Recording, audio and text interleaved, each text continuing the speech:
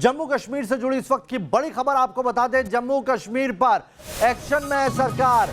प्रधानमंत्री नरेंद्र मोदी ने सर्वदलीय बैठक बुलाई है। सूत्रों के हवाले से जानकारी निकल के आई है, माना जा रहा है कि इस एक हफ्ते के अंदर यह बैठक हो सकती है। कश्मीर मामले पर यह सर्वदलीय बैठक बुलाई गई है। अगले हफ्ते हो सकती है मीटिंग।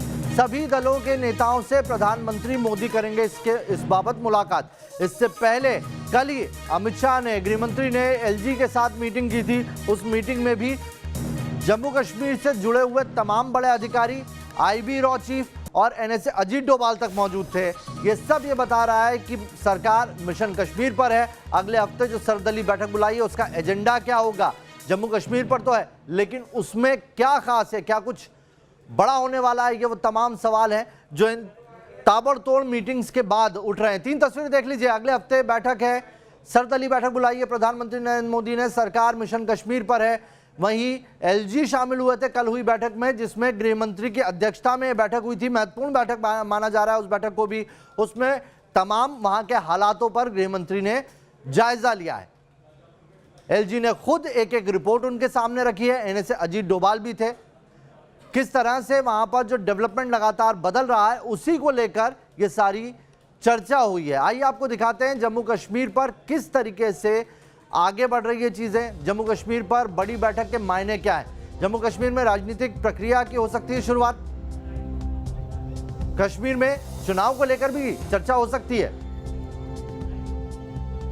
इसके अलावा घाटी के सियासी दलों की राय जानने की कोशिश करेगी सरकार। 5 अगस्त वो तारीख जब 2019 को कश्मीर से हटाया गया था आर्टिकल 370, और उसके बाद अब ये बहुत महत्वपूर्ण बैठक हो जाती है। प्रधानमंत्री नरेंद्र मोदी ने जो सर्वदलीय बैठक बुलाई है उसमें सियासी दलों की प्रतिक्रिया भी सामने आई। हमें वैसे तो प्रदेश कांग्रेस यूनिट अभी कोई ऐसा इंटीमेशन नहीं है, और ना ही हमारे पास कोई डिकोडिंग आई है कि कौन लीडर है जो उसमें बुलाए जा रहे हैं। तो ये अभी मतलब देखने की बात है। बाकी कुल मिलाकर कांग्रेस का मौक़िफ़ हमेशा रहा है, जहां कहीं भी देश में कोई नाराजगी है, कोई कन्फ्लिक्ट है, पॉलिटिकल है, इकोनॉमिक इशू है, कोई दूसरे तीसरे, उसको हमेशा बातचीत, डायलॉग से ही रास्ते निकाले जाते हैं। ये हमारा जमहूरी तर्ज अमल रहा है। वो किसी भी लेवल पर बात करें, किन भी लोगों को बुलाएं और मसले को आगे बढ़ाए। जम्मू कश्मीर में अमन चैन हो, जम्मू कश्मीर में तरक्की हो, जम्मू कश्मीर के नौजवानों को रोजगार के वसाइल क्रिएट हो, इस चीज़ के लिए कांग्रेस पार्टी हमेशा किसी भी लेवल पर हो, we appreciate this way of dealing by the central government. जहां तक मेरी इत्तला है, अभी तक कोई आधिकारिक आमंत्रण नहीं आया है। बातचीत के लिए हमारे दरवाजे हमेशा खुले हैं, क्योंकि हम ये समझते हैं कि लोकतंत्र में बातचीत एक ज़रूरी चीज़ और लाजिम चीज़ है। और कोई भी बातचीत जो कि जम्मू कश्मीर राज्य के और जम्मू कश्मीर के राज्य के लोगों की बेहतरी के लिए होगी, उसका हम खैर मकदम करते हैं। हालांकि अभी तक कोई ऐसा आधिकारिक आमंत्रण नहीं आया है।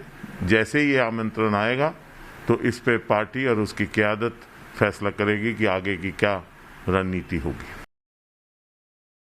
प्रधानमंत्री जी द्वारा जो दिल्ली में जम्मू कश्मीर की ऑल पार्टीज़ की जो बैठक बुलाने का जो बात चल रही है, हम इसका स्वागत करते हैं। और जम्मू कश्मीर के लोग इस बात से खुश हैं कि जम्मू कश्मीर में जिस प्रकार से प्रधानमंत्री जी ने और हमारे गृह मंत्री जी ने ये विश्वास दिया था कि जम्मू कश्मीर में लोकतांत्रिक व्यवस्था को फिर से सक्रिय किया जाएगा, यहाँ इलेक्शंस होंगे और जो पॉलिटिकल प्रोसेस है, इस पॉलिटिकल प्रोसेस को आगे बढ़ाया जाएगा। ये स्वागत योग्य जो है कदम है। मैं आशा करता हूँ कि कश्मीर केंद्रित जो पार्टीज़ हैं वो इसमें सहभागी होंगे,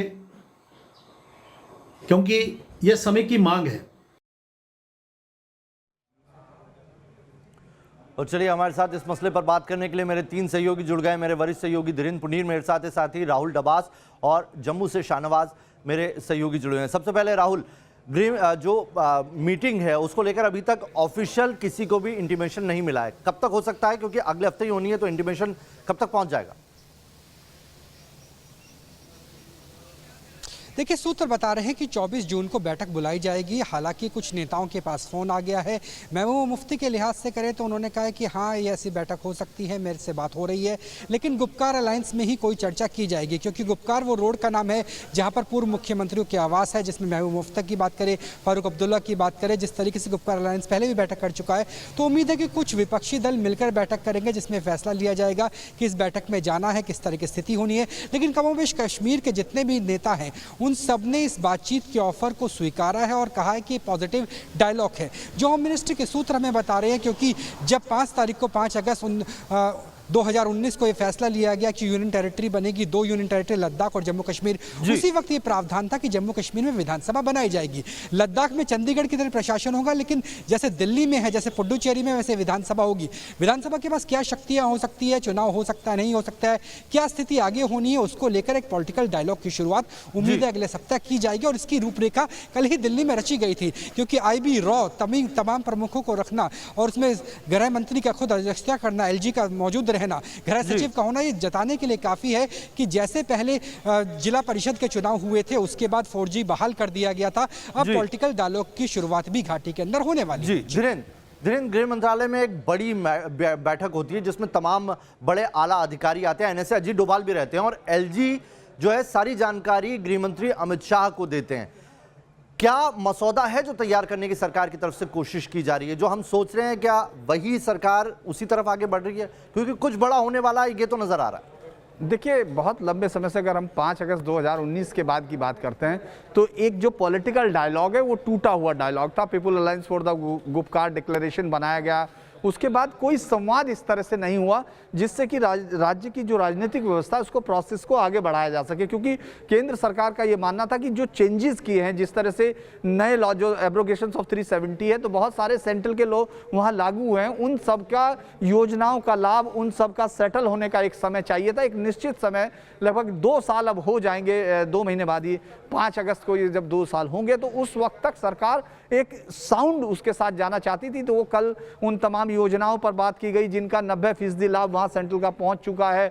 बहुत सारी चीज़ें इस दौरान चेंज हुई। जिला विकास परिषद के चुनाव जिस तरह से हुए, उसमें बीजेपी खैर सबसे बड़ी पार्टी बनकर उभरी और दूसरी तरफ तमाम पार्टियां थी, लेकिन अब उस प्रोसेस को राजनीतिक स्तर पर लेकर जाना है। चूंकि एक राज्य के तौर पर जम्मू कश्मीर एक बड़ा राज्य था, जम्मू कश्मीर और लद्दाख, अब यूनियन टेरिटरी में उनके लोगों की एक चाहत है कि उनको अपना जो उनका अपना प्रतिनिधित्व है विधानसभा में वो जाना चाहिए।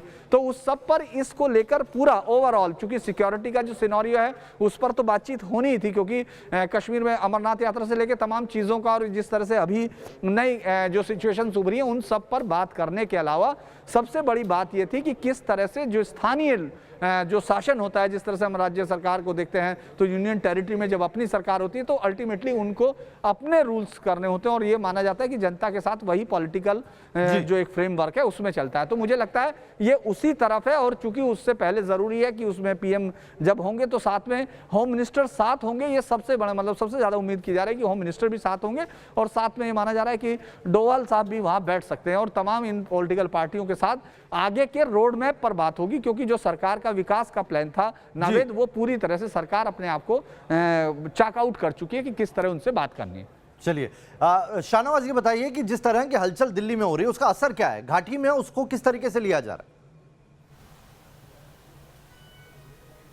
देखिए नावेद, अगर मैं जम्मू कश्मीर की बात करूं तो यहाँ पर पॉलिटिकल एक्टिविटीज़ में जो है वो तेज़ी देखी जा रही है। कुछ देर पहले ही अभी बीजेपी के जो DDC मेंबर्स हैं पूरे प्रदेश के, उनकी बैठक जो है वो बीजेपी हेडक्वार्टर्स में यहाँ पर चल रही थी। और साथ ही अगर हम कांग्रेस की बात करें तो आज उनके ऑफिस में भी यहाँ पर एक्टिविटीज़ जो हैं वो देखी गई हैं। और सीधे तौर पर अब ये जो एक पॉलिटिकल वैक्यूम महसूस किया जा रहा था जम्मू कश्मीर में, ऐसा लग रहा है कि प्रधानमंत्री की जब बैठक होगी तो इसकी शुरुआत जो है वो यहाँ पर हो सकती है। लेकिन अगर मैं नावेद आपको बताऊं कि धारा 370 जाने के बाद जो प्रायोरिटीज थी केंद्र सरकार की वो लगभग यहाँ पर पूरी केंद्र सरकार कर चुकी है, चाहे वो सेंट्रल गवर्नमेंट की जितनी भी स्कीम्स थी उसको इंप्लीमेंट करना था या फिर यहाँ पर जो 3 टायर सिस्टम बनाना था पंचायती राज का वो यहाँ पर बन चुका है। और अब जो आखिरी प्रोसेस बचा हुआ है वो डिलिमिटेशन का प्रोसेस बचा हुआ है। और कुछ दिन पहले ही यहाँ पर जो फारूक अब्दुल्ला की पार्टी है नेशनल कॉन्फ्रेंस, उन्होंने भी डिलिमिटेशन कमीशन के सामने बैठने का निर्णय जो है वो ले लिया है। ऐसे में अब जो पॉलिटिकल प्रोसेस है, खासतौर पर इलेक्शंस जो हैं वो कब होंगे उसको लेकर यहाँ पर बातचीत हो सकती है नावेद। लेकिन सबसे इंपॉर्टेंट बात यह है क्योंकि लगातार इस तरह की आवाज़ें जो हैं वो हर साइड से यहाँ पर आ रही हैं कि जम्मू कश्मीर जो है उसको यहाँ पर राज्य का दर्जा मिलेगा या नहीं मिलेगा। और ऐसा लग रहा है कि जो सारी पॉलिटिकल पार्टीज हैं जब ये बैठक भी होगी तो वो ज़रूर इस विषय पे बात करेंगे और वो कहेंगे कि जम्मू कश्मीर को पहले राज्य बनाया जाए, उसके बाद यहाँ पर चुनाव करवाए जाएं। लेकिन केंद्र सरकार किस तरीके से आगे बढ़ना चाहती है, वो यूटी रहते हुए ही जम्मू कश्मीर में चुनाव करवाएगी या फिर राज्य बनने के बाद चुनाव करवाएगी, ये ज़रूर देखना होगा। लेकिन नावेद एक बड़ी पहल जो है वो यहाँ पर की गई है प्रधानमंत्री कार्यालय की तरफ से। और जो लोग हैं जम्मू कश्मीर के वो ये एक्सपेक्ट कर रहे हैं कि जल्द से जल्द पॉलिटिकल प्रोसेस जो है वो शुरू हो, क्योंकि बहुत वैक्यूम यहाँ पर नजर आता है। लोग जो अपनी डिमांड, जो उनकी मांग है, जो उनकी प्रॉब्लम्स हैं, उनको डायरेक्ट नहीं पहुँचा पा रहे हैं। ऐसे में ज़रूर यहाँ पर जो मोदी सरकार है वो चाहती है कि लोगों का एक्सेस जो है वो लोगों तक आगे पहुँचे और इसलिए आगे यहाँ पर पॉलिटिकल प्रोसेस जो है वो शुरू हो सकता है नावेद। चलिए, कुल मिलाकर पॉजिटिव रिस्पांस है और जिस तरीके की हलचल लग रही है, ये लग रहा है कि मिशन कश्मीर को सरकार अब फेज 3 में लेके जा रही है। पहले धारा 370 हटी और अब बाकी तमाम जरूरी चीजें करने के बाद अब पॉलिटिकल डायलॉग यहां पर शुरू होने की कवायद दिखाई पड़ रही है। बहुत बहुत शुक्रिया आप तीनों का हमारे साथ जुड़ने के लिए और तमाम बातचीत साझा करने के लिए।